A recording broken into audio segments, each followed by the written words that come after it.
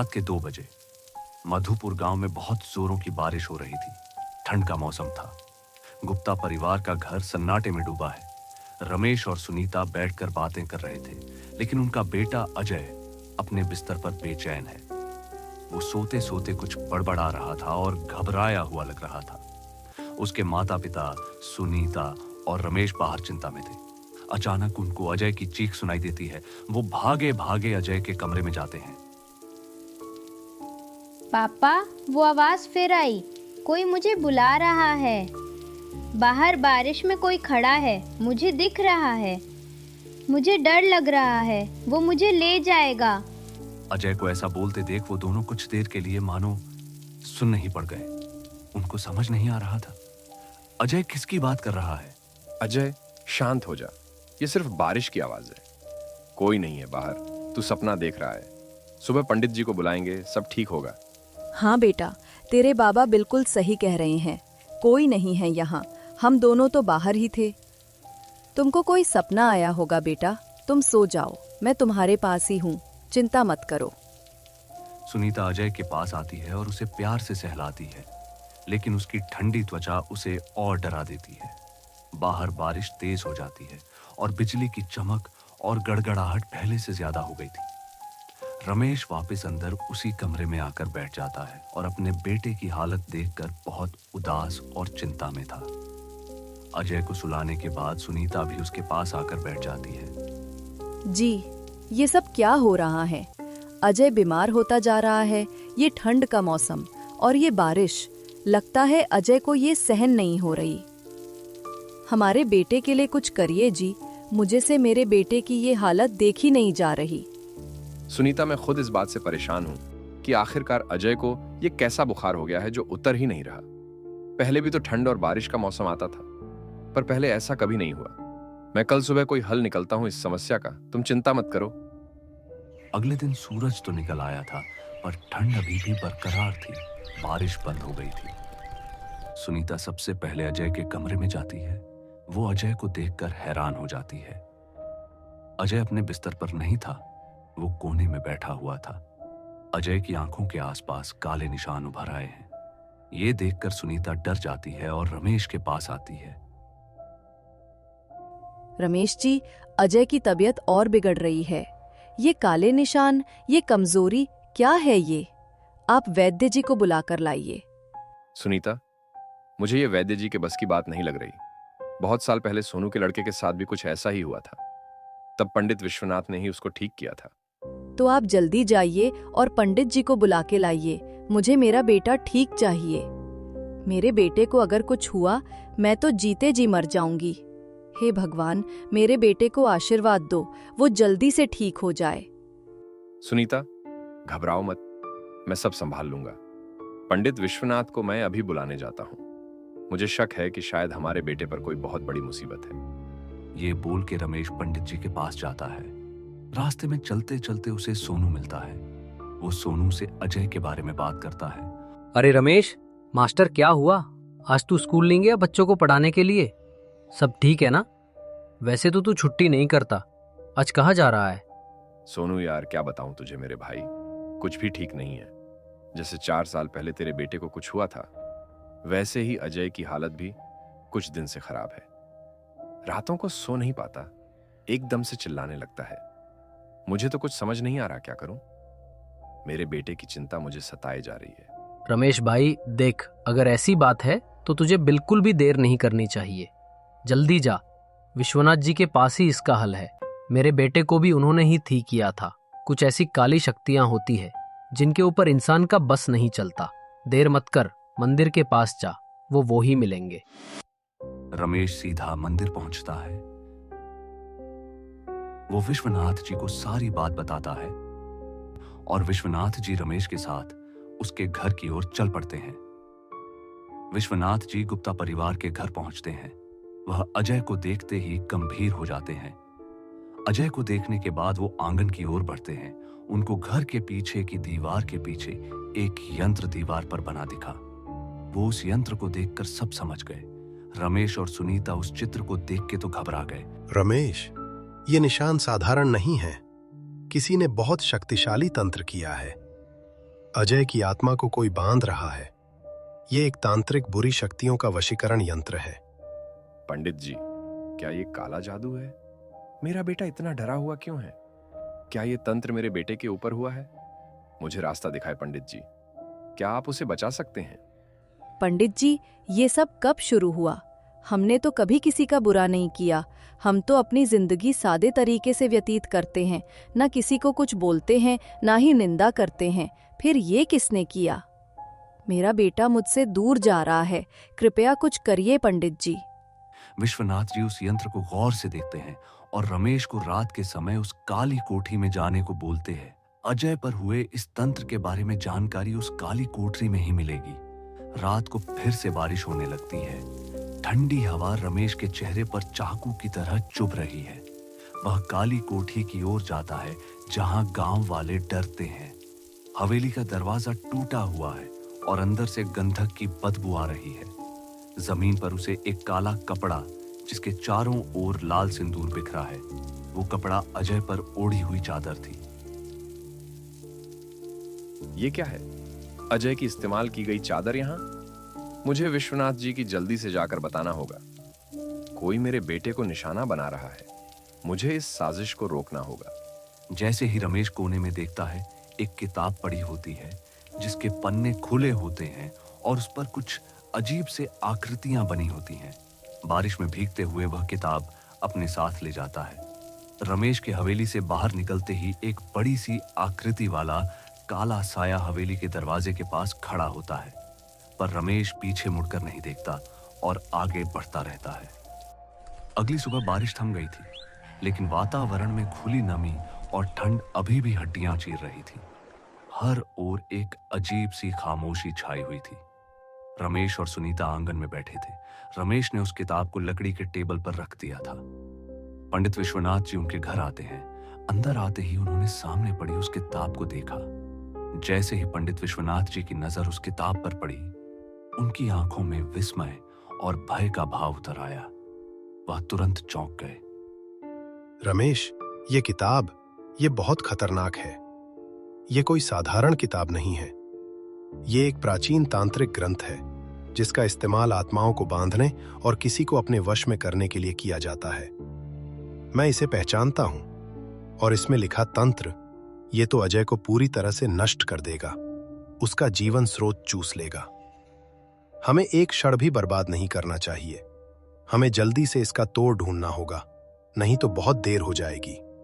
पंडित जी, आखिर ये सब किसने किया? इतना घिनौना काम मेरे बेटे के साथ। क्या सच में गांव से ही कोई हमारा दुश्मन है? क्या किसी को अजय की हंसती खेलती जिंदगी से इतनी जलन थी? मैं अपने बेटे को, अपनी आंखों के तारे को नहीं खो सकता। आप ही कुछ कीजिए। पंडित जी, अब तो अजय की हालत इतनी बिगड़ गई है कि वो अब बोलता भी नहीं। उसकी आंखें बस छत को घूर रही हैं। कल से उसके हाथ पैर बर्फ की तरह ठंडे हो रहे हैं। लगता है जैसे उसके शरीर में जीवन बचा ही नहीं है। कृपया मेरे बेटे को बचा लीजिए, वो मेरा इकलौता सहारा है। मैं आपके आगे हाथ जोड़ती हूँ, उसे बचा लीजिए। समय हाथ से रेत की तरह फिसल रहा था। पंडित जी ने सुनीता को दिलासा दिया और तुरंत घर की बारीक तलाशी शुरू कर दी। उनकी अनुभवी आंखें हर कोने, हर वस्तु को टटोल रही थीं। अचानक उनकी नजर आंगन में रखे एक बड़े से पुराने दर्पण पर पड़ी। वह उसके पास गए और एक अजीब सी बात देखी। दर्पण में दिख रही अजय की परछाई। अजय का प्रतिबिंब नहीं, बल्कि उसकी जगह एक काला, धुंधला साया दिख रहा था, जो धीरे धीरे बड़ा हो रहा था। तंत्र ने अजय की आत्मा को इस दर्पण में कैद कर लिया है। दर्पण को तोड़ना होगा, पर अभी नहीं। उससे पहले इस तांत्रिक ग्रंथ से तंत्र का सही तोड़ ढूंढना जरूरी है। नहीं तो दर्पण टूटने पर अजय की आत्मा हमेशा के लिए मुक्त होने की बजाय भटक जाएगी। विश्वनाथ जी रमेश के घर के पूजा घर में जाते हैं। पूजा घर में उन्होंने देवी मां की प्रतिमा के सामने रखे फूलों को देखा। उनको देखकर वो हैरान हो गए। विश्वनाथ की रमेश को आज रात फिर से उस काली कोठरी में जाने को बोलते हैं, पर इस बार वो खुद रमेश के साथ उस कोठरी में साथ जाएंगे। देर रात बारिश की परवाह किए बिना रमेश और पंडित जी सीधे गांव के बाहर काली कोठी के पास बनी एक टूटी फूटी झोपड़ी की ओर बढ़ते हैं। झोपड़ी से आती तीखी गंधक की बदबू और अंदर पसरी अस्वाभाविक ठंडी हवा का माहौल इतना डरावना था कि रमेश के रोंगटे खड़े हो गए। अंदर कैलाश बैठा था। उसके सामने तांत्रिक क्रियाओं में इस्तेमाल होने वाली अजीबोगरीब सामग्री। कैलाश, तूने मेरे बेटे को क्यों चुना?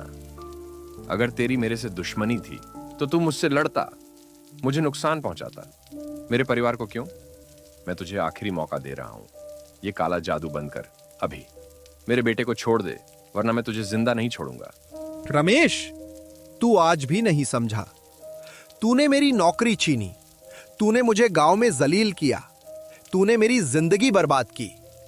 अब मैं तुझे वो दर्द दूंगा जो तूने मुझे दिया था। तूने मेरा सब कुछ छीना, अब मैं तेरे बेटे को ले जाऊंगा। ये तंत्र सिर्फ काला जादू नहीं है रमेश, ये तुझे सबक सिखाएगा और तू इसे देखता रह जाएगा जैसे मैंने अपनी बर्बादी देखी थी। कैलाश, तेरी आंखों पर प्रतिशोध का पर्दा पड़ा है। तूने जो किया है वो सिर्फ अपराध नहीं, वो महापाप है। तू समझ नहीं रहा।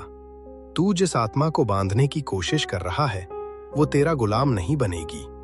ये आत्मा तुझे भी नहीं छोड़ेगी, ये तुझे भी भस्म कर देगी। अभी भी समय है, अभी रुक जा, इस कर्म से पीछे हट जा, नहीं तो तेरी आत्मा भी अजय की तरह ही हमेशा के लिए बर्बाद हो जाएगी। पंडित जी की चेतावनी सुनकर भी कैलाश का अहंकार नहीं टूटा। पलक झपकते ही वह तेजी से झोपड़ी के बाहर भाग जाता है। बारिश में भीगते हुए, कीचड़ की परवाह न करते हुए रमेश और पंडित जी उसका पीछा करते हैं। उनकी आंखें अंधेरे में कैलाश के साए को तलाश रही थीं। वो दोनों वापस घर आ जाते हैं और विश्वनाथ जी ने आते आते रमेश को इस तंत्र से मुक्त होने के लिए अगले दिन पूजा का सुझाव दिया।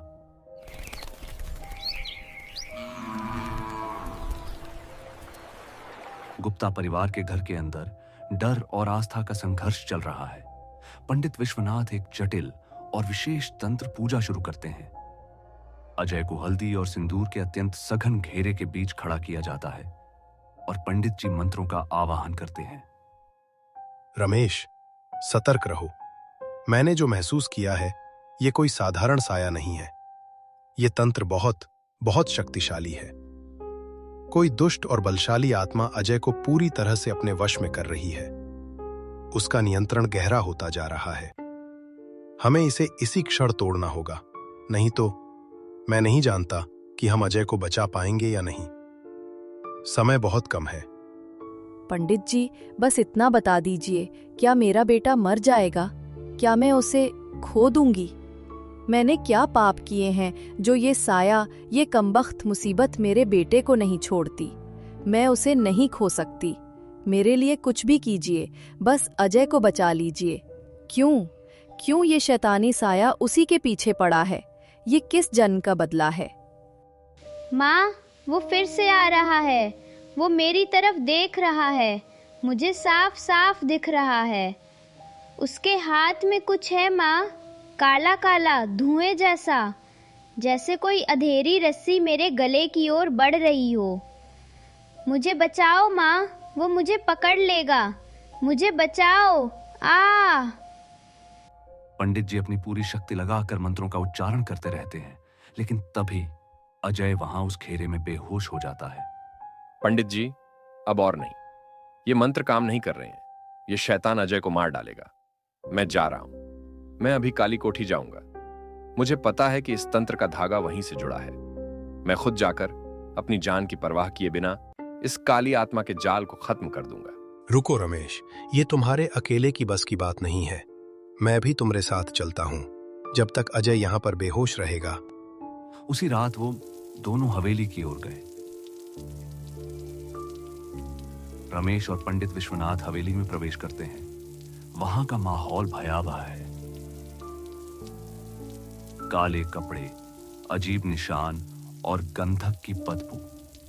कैलाश एक यंत्र में मंत्र पढ़ रहा था। वो मंत्र कोई साधारण मंत्र नहीं थे, बल्कि काली शक्तियों को बुलाने के मंत्र थे। कैलाश, ये सब तुरंत बंद कर। मैं कह रहा हूं, मेरे बेटे को छोड़ दे। तेरी लड़ाई मुझसे है, उसे क्यों बीच में लाया? मैं तुझे आखिरी मौका दे रहा हूं, मैं तुझे माफ कर दूंगा, बस रुक जा, ये पागलपन छोड़ दे। माफ? तूने मेरी जिंदगी तबाह की और अब माफी देगा? नहीं, ये बदला पूरा होगा। अब तेरा बेटा, ये मासूम बच्चा मेरे साथ जाएगा। ये तंत्र अब पूरा हो चुका है रमेश, अब कोई नहीं रोक सकता। कैलाश, तेरी आंखों पर प्रतिशोध का पर्दा पड़ा है। तूने जो किया है वो सिर्फ अपराध नहीं, वो महापाप है। पंडित जी मंत्र पढ़ना शुरू करते हैं। हवेली में हवा और तेज हो जाती है। कैलाश चीखने लगता है और एक काला साया उसके पीछे उभरता है। तभी कैलाश हवा में उठने लगता है। पंडित विश्वनाथ मंत्र और जोर से पढ़ने लगते हैं।